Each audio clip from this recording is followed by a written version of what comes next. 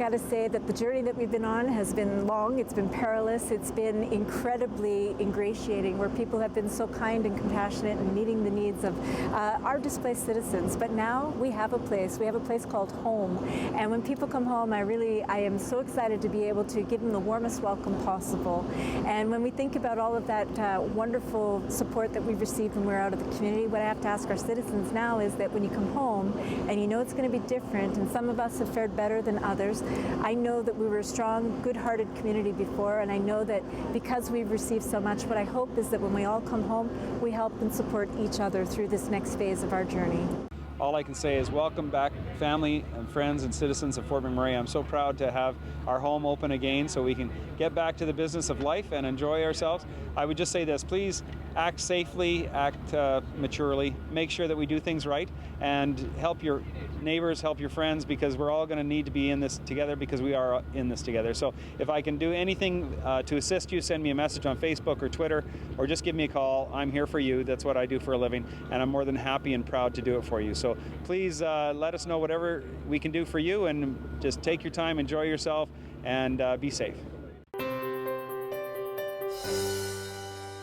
I'm at McDonald Island Park with the Suncor Community Leisure Center and Shell Place with Annette Antoniak, the CEO of McDonald Island. And there's a couple of big events happening on June 29th, events that are designed to bring the community together. What are the events, Annette?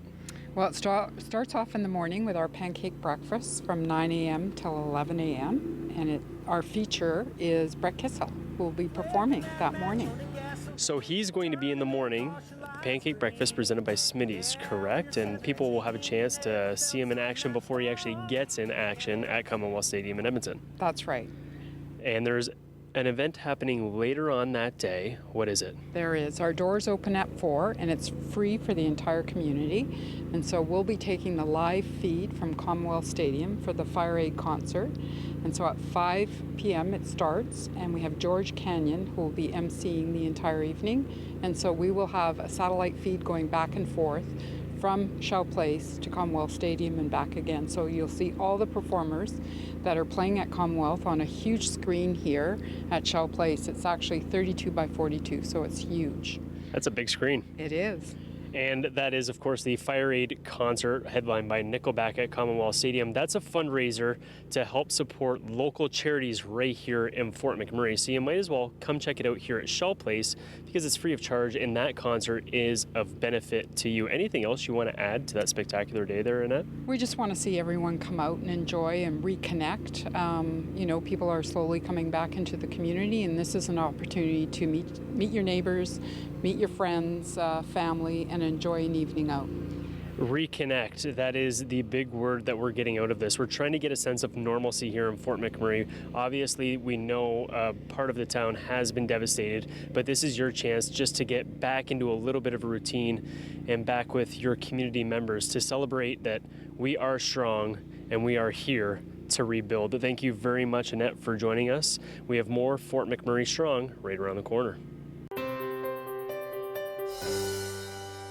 The Birchwood Trails, beautiful, breathtaking, and exquisite. Yet if the Fort McMurray wildfire reached these trails back in early May, it could have meant the end of Timberley and Thickwood.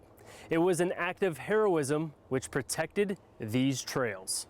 You know, Birchwood Trails is a main priority for us, and we were getting beat all over town the first day. We're getting beat all over town, but we will not lose Birchwood Trails. Had the wildfire reached the trails, 60% of the city would have been lost. It would have been devastating. Sources within the RMWB had already assumed it was about to happen and were bracing for the unthinkable. The risk of Birchwood going up, I don't know what the number would be for loss. It just wasn't an option. We just could not lose Birchwood Trails. So the firefighters fought the fire for 2 straight days, and with the fire just about to break the entry point to the trails, the fire department had to coordinate a plan with the aerial water bombers.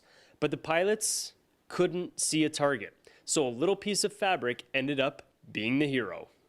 The pilots on the airplanes, they needed a target to drop on, and the guys took their helmets off their head. And they're yellow, and they threw it into the trees. The tankers made another pass, still didn't see it. So then I just threw I just threw the order out there. You need to create a target for these guys.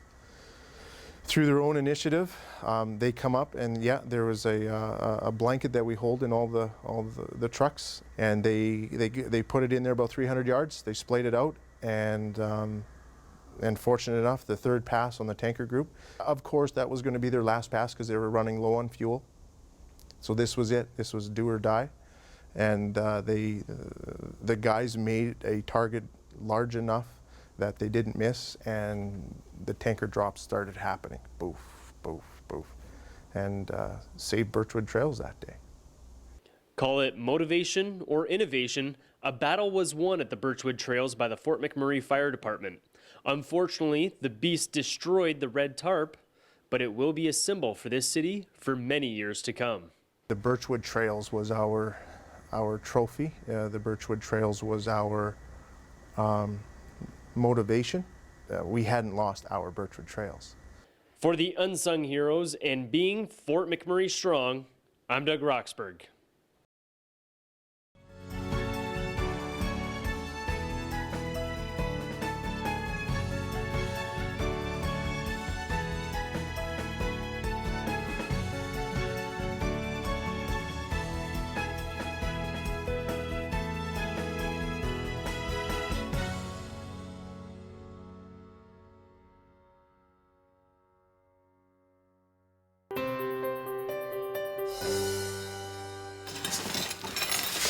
At first glance, you'd think this was just a family cleaning out their garage, but it's actually a garage sale.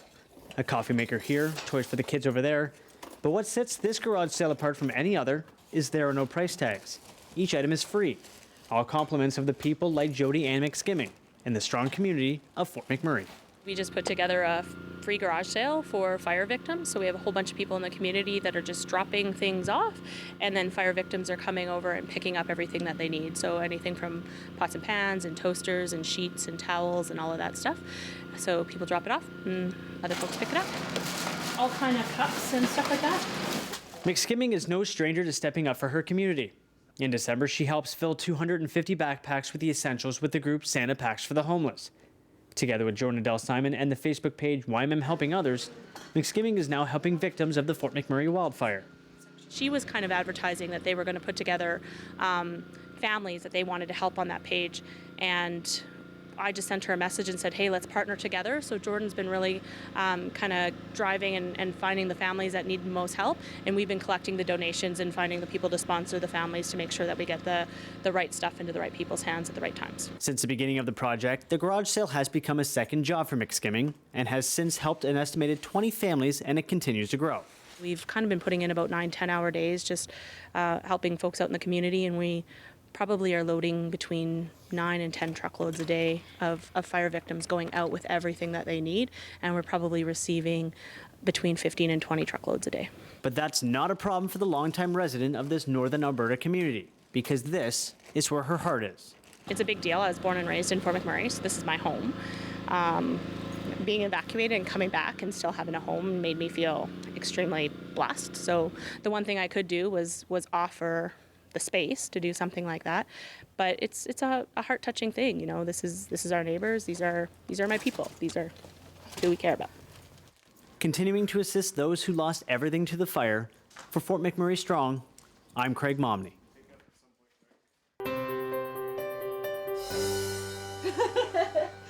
Nerdvana manager Ashley Lawrenson was evacuated along with the rest of Fort McMurray on May the 3rd.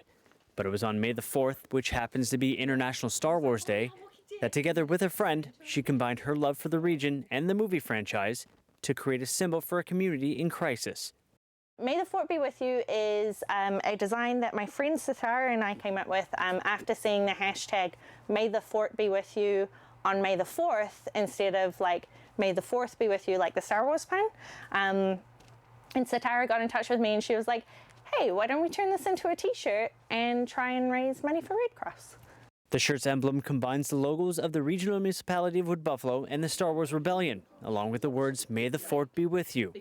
The shirt was an instant hit and a prosperous fundraiser. We've gone through literally hundreds of t-shirts. We ended up donating $5,225 on the 30th to make sure it got in before the deadline, and we still have money coming in like almost every day. To some, it's just a shirt. But for Lawrenson, it's a symbol of unity among McMurrayites, as well as a therapeutic project which took her concentration off the recent events back home. I was glued to the news for days, just watching about it. So actually coming away from it and like doing something else that was, you know, like occupying my mind for a little while was actually felt really healthy at the time, as well as like, I just think it's so important for us to do whatever we can. And I mean, the shirt, it shows solidarity, right? Like I've seen other people wearing it like in Calgary and in Edmonton and, you know, giving them a wave and they're like, hey, nice shirt. And I'm like, yeah, nice shirt to you too, kind of thing. The shirt is still available and can be found on Lawrenson's Etsy page. By purchasing the shirt, Lawrenson says it's more than just a contribution to relief efforts. It's a donation going to Red Cross, but you also get a little memento to remind us of like what happened and to show support for all of the people of Fort McMurray too. For Fort McMurray Strong, I'm Craig Momney.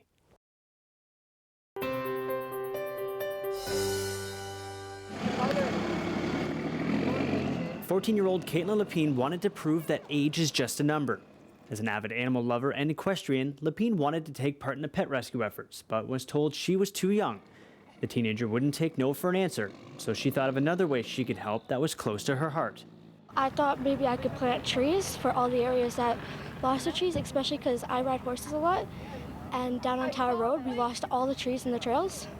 And that's really what started the idea for the trees, is after I saw that the trails were completely destroyed, and I went on them every day and they were beautiful and green, I wanted to get it replanted and get Fort McMurray green again. Her initial idea was to assemble a group of teenagers under the age of 18 to assist in planting 200 saplings in areas where large amounts of trees were lost during the wildfire. But an email to a company in Prince Edward Island sparked something bigger than her and her mother initially expected. She started a GoFundMe page, and then she reached out to Vessie's in PEI, and Vessie sent her an email saying, we have some trees that we could send you, give us an address. She gave them the address of the ranch that we were staying at, and they sent an email saying, we've shipped $13,000 worth of trees to you. When I read the email, I was shocked. I didn't think they were actually going to be able to send many trees, because they were just going to talk to their manager and see if they were able to, but they sent all their out-of-season stock. The number of trees was too much for her and her friends to plant, so the Lepine family decided to give the trees away to McMurrayites to plant themselves. Something Ray Fraser, one of the recipients of the trees, thought was a great initiative for someone so young. I think it was a good thing put out by the kids that wanted to participate in helping out but weren't old enough. And kind of a good idea by them. Kind of a memorial tree so we get them to grow. The forest will grow by itself, but when you're planting trees, you're basically symbolizing the rebuild. When Lepine returns to the Wood Buffalo region, she plans on continuing that momentum by replanting white birch trees along the trails on Tower Road. For Fort McMurray Strong, I'm Craig Momney.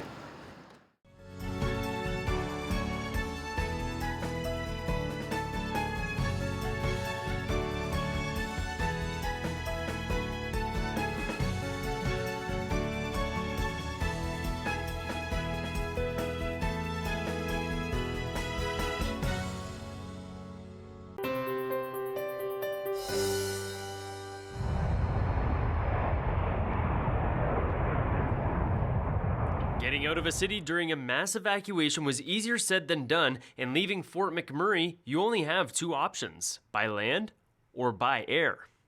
For those going by air, Westjet was one of the companies who stepped up to assist the people getting to safety. The Tuesday when everybody was evacuated, we had canceled our service out of Fort McMurray. The next day we went in and we had, because a bunch of people were stranded at the airport, so we put 3 flights in, and basically anybody who was at the airport at that time, we get on the aircraft. We want everybody to get to safety. So it was a little bit of just like whatever needs to be done to get everybody out, we did. Westjet didn't just help those at the airport, as many residents were stuck north of town at the campsites provided by the oil sand companies. So with the support of Shell and Suncor, Westjet was able to get more workers, children, and pets to a safer environment through their chartered flights program. So anybody who had arrived at these camps, we weren't charging them, but it was definitely being paid for by Suncor and Shell to, it was helping evacuate their staff, and then anybody else, including, children and a lot of pets. I'm sure you saw the social media feeds around the dogs on the plane. Anybody who showed up, get on the plane and we're going to get you out. Getting out is just half the battle, as residents do have to return. So commercial airline services like Air Canada and Westjet have resumed operations and are doing everything they can to ensure residents make it back to Fort McMurray with minimal concerns. We're making adjustments in different markets right across the country, adding more seats into Alberta, so those people that went back to Atlantic Canada, for example, we're now getting them back into Alberta to pick up their cars. We do have a 25% promo code for flights up until July 31st. We have waived all baggage fees for people who are returning to the area and to Fort McMurray. We've also waived the pet kennel fees. We've worked with Transport Canada to ensure that anybody who did leave the area that doesn't have ID, that they will be able to fly. We just recommend that they get to the airport with extra time to make sure that they can have a full screening before they get on the flight. So getting back will be made easier by the airlines as core infrastructure continues to be improved upon each and every day in Fort McMurray.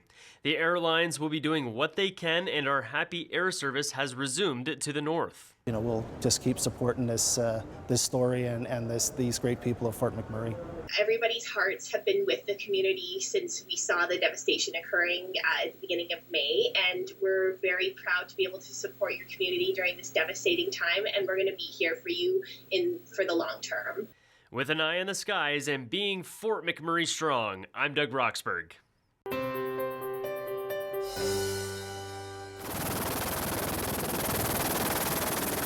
It's really amazing, they talk about Fort Mac strong, and really the strength of each individual came out at that time. The time in question was the day of the evacuation from the wildfires. The individuals were the helicopter pilots, doctors, and nurses. The situation was getting dire as people were fleeing the city. As you know, we've been calling this fire the Beast, and I had no idea how large a forest fire could get until I saw a fire of this magnitude. And as the smoke kind of got bigger and bigger and closer, then it started to really get real. And then that's when I guess started kicking in that, okay, I think we might have a problem, I guess. It was real, all right. The flames began to curl over the mountains near Abasand and made their way to Beacon Hill.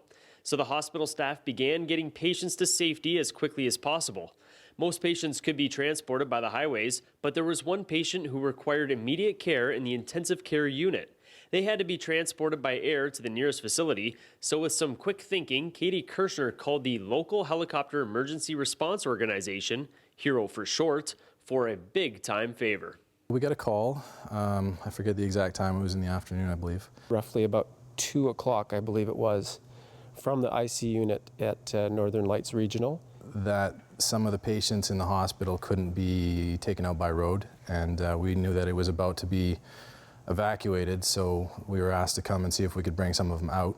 So the other patients could drive out, but there was one that we knew needed medical attention and needed it sooner than later, so we had to get that patient out as fast as we could and as safely as we could.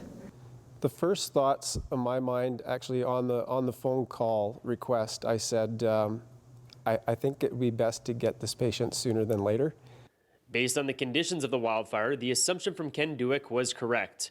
This phone conversation was the easy part, as the challenging part was mere minutes away. First, they had to navigate the blackened skies from Phoenix Heliflight to the hospital, and then they had to find a landing spot, because the Northern Lights Regional Health Center does not have a landing pad. First of all, we had to deal with all the smoke and fire, so we had to kind of fly fairly low to get under everything.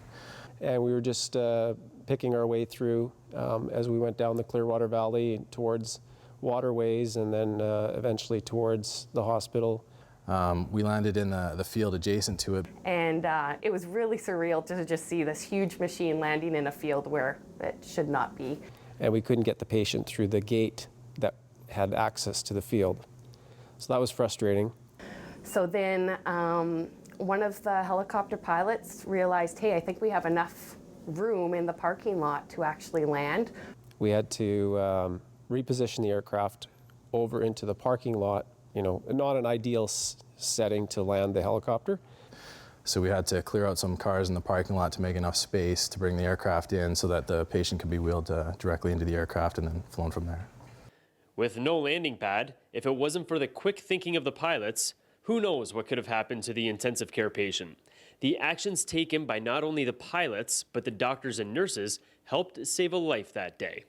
They don't want to be referred as heroes, though, as they are just part of a program that is designed for this type of situation. Our program here is actually called the Local Hero Foundation, which stands for Helicopter Emergency Response Operations. So that's basically what I think of when I think of hero. I'm glad the program exists so that we were here at the right time, at the right place to be able to, do what we can in that kind of an emergency. The fact that we have the helicopters that are able to come and assist us, especially just being so rural, that it's phenomenal. Everyone has a story from May 3rd. This is just another one to add to the list, as together we are Fort McMurray Strong, and I am Doug Roxburgh.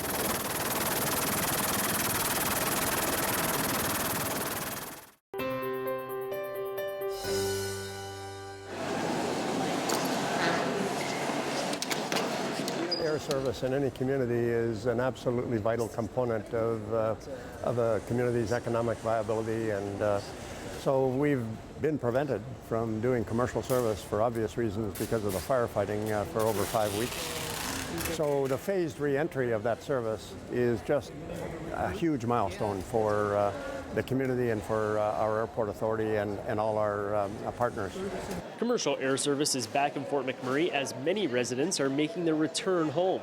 The main terminal was a main priority for the first responders and is functioning once again despite some hangars and facilities being lost near the old terminal. On the first commercial flight back into the city, the aircraft became very quiet as people prepared for re-entry. As we approached the airport and people could see out the window what sort of the magnitude of what had happened here, it was quite quiet and somber. As people looked out, then you could see houses that had been lost. You could hear a pin drop on the aircraft as it circled to land. People who were looking out the window were seeing from the air on a nice clear day the results of the disaster, and it was quite an impact for them. When you look out there, you see everything that used to be, full of trees, and where it jumped the river and everything like that. It's pretty, yeah. Operations have taken a hit financially over the past month and a half. Instead of taking in approximately $3 million in the month of May, it will be zero. Insurance will help mitigate some of that cost, and operations should be back in full swing in the coming months. And I'm expecting by November, December, we should be back to a more normal operation, the kind of growth perhaps that we saw in the last few years. As the day wears on, we'll have flights coming in from Vancouver, Edmonton, Calgary, and Toronto. And, we're eager to get back to normal. Obviously, we'll be working with the local officials because there are still some restrictions because they've got important work to do. They're still fighting some fires, and we'll work with them. But we'll get back to our regular schedule as quickly as possible. As more residents look to return, the core facilities look to continue to restore their operations. It will take time, and it will take patience. Together, we are Fort McMurray Strong. I am Doug Roxburgh.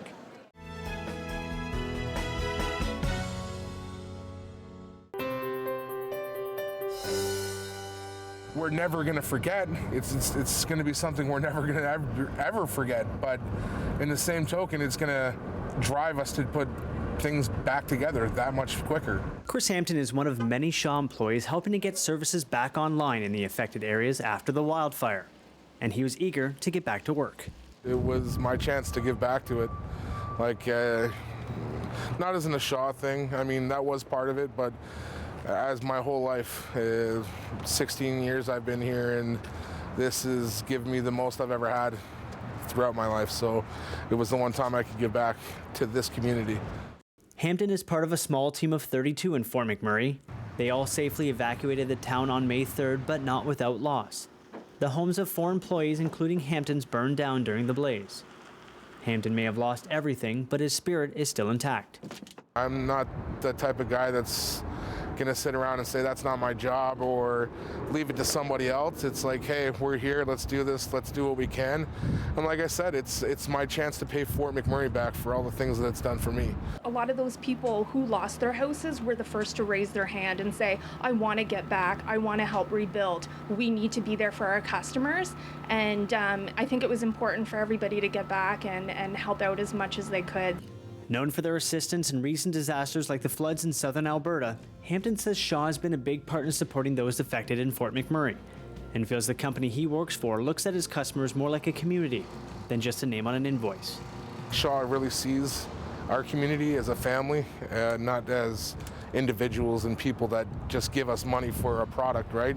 I think we're a little bit more invested into our community than that, and that's what I love about this place. A sentiment shared by fellow Shaw employee Colleen O'Hara. We know what Fort McMurray is. Fort McMurray is not just the oil sands. Fort McMurray is a community. It's a home. Whether we have a home or not, welcome home and Fort Mac is back is so much more than just work. You know, it's community, it's pride, it's our homes. This is home, and this is where we belong, and this is where we will rebuild. Sometimes people ought to think this is a transient town. You know, people come here for the work, but it's not like that. It's more than that. It's a family. It's a community, like an actual community. Like a lot of people come from other places and say they have a community, but when we overall look at things, I think that a lot of people would understand this is probably a better sense of a community than anything else. Continuing to support those returning to the region, for Fort McMurray Strong, I'm Craig Momney.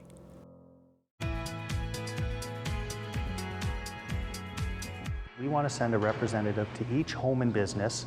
When we get there, we're going to have them do a safety inspection of all the gas appliances at that location.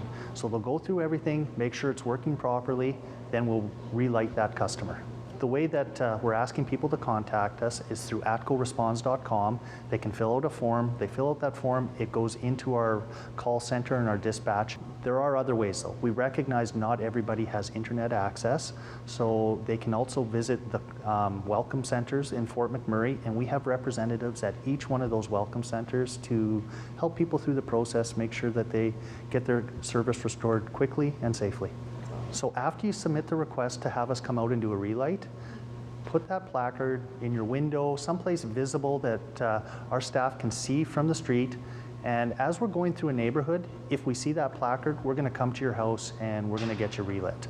We're doing the exact same thing for businesses. Businesses call in, go through the same process. We'll show up and we will make sure that things are safe. We'll do the inspection and we'll get them back up and running. Well, what it really will help us do is be more efficient at getting all those relights. They'll be able to go into a neighborhood, they'll see the placards, and they'll literally be able to go house by house, which really helps us be more efficient and helps people get their service back sooner. We are working closely to align with the municipality's schedule. So as they let communities back in, we're resourcing to be able to meet the demands of relights in those communities. Over the next week, we're going to have a large number of staff in the area being prepared to get out and visit all of those customers. Our people are trained. This is what they do every day across the province. They're the experts in the field, and we really want to go out. We want to make sure people's homes are safe before they get gas service restored to them. We want to come out and help them do that, and there's not a charge for us to come out and do that for people. Really proud of how everybody across ATCO has come together and supported this, whether it's the people working directly in Fort McMurray or the people back in our other operating centers supporting this. It's been fantastic, and we are really proud of how it's come together, and we've really enjoyed working with the municipality to make this a coordinated response. Really, the best thing people can do is go to atcoresponds.com. It has all the information they're going to need regarding restoring their gas and electrical service in the Fort McMurray area.